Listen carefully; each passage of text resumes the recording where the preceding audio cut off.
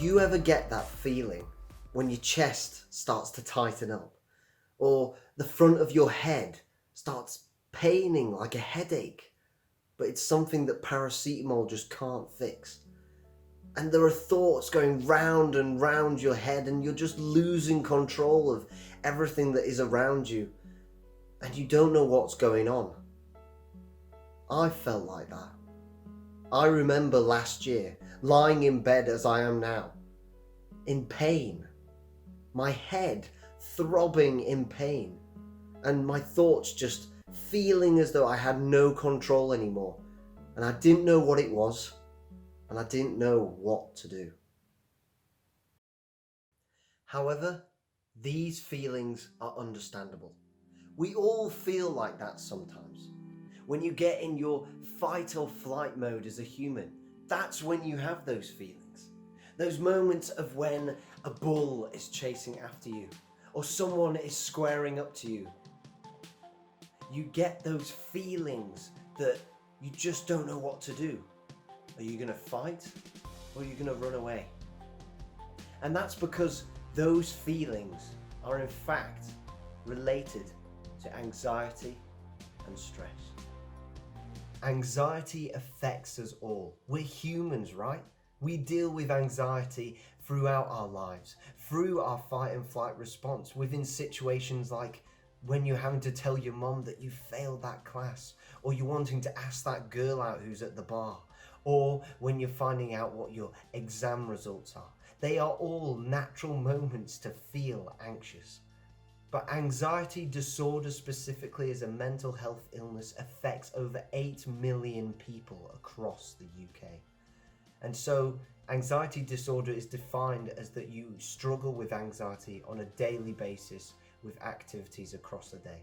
And so if you are watching this video right now and you think that could be you, please speak to your GP and you'll be able to find out more. But today we're going to be focusing around how you can deal with anxiety and stress within your life. So, we're now going to go back to that story that I mentioned at the beginning. You remember that? I was lying in bed and having all these horrible pains and thoughts, which was anxiety and stress. And you know what it was over? A train journey. I know you're looking and judging me right now and saying, Rob, it's a train, it's nothing. But back then I was genuinely so anxious about the idea of taking a train, especially by myself and going to a big city like London all by myself.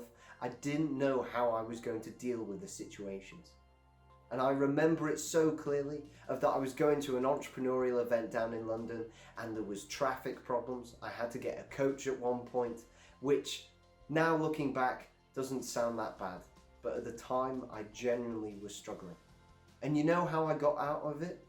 I got through the journey because I realized that the solutions were there for every single problem. That the what ifs that I was posing, the overthinking that was happening in my brain didn't need to happen, and all these anxious feelings didn't need to happen. So now when I travel on train today, I feel a lot better now. And that takes me to my first tip of how to get over anxiety and stress. Try to gain experience in the things that make you anxious. There's a brilliant YouTube channel on this platform called Yes Theory. You should definitely check them out.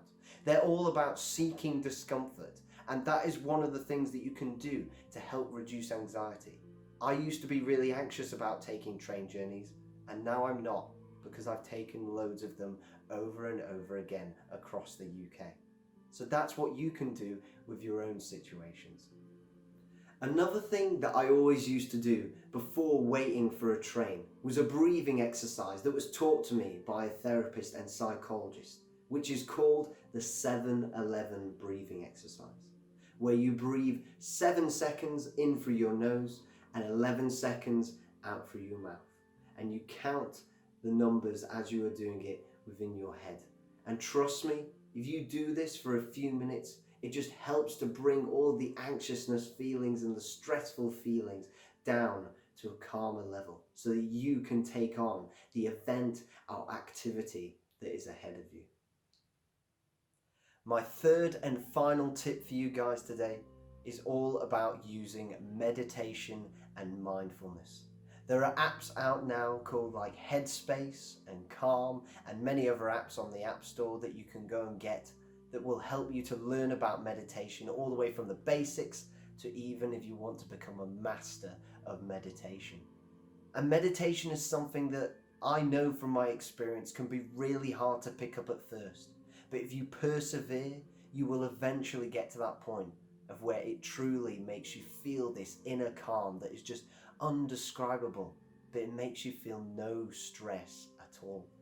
And it's perfect to be used within the event of anxiety, before the event of where you're going to do something that may cause you stress, or afterwards, or even as I have always used it, is to try and do it in the morning, because then it sets you up for a brilliant day ahead.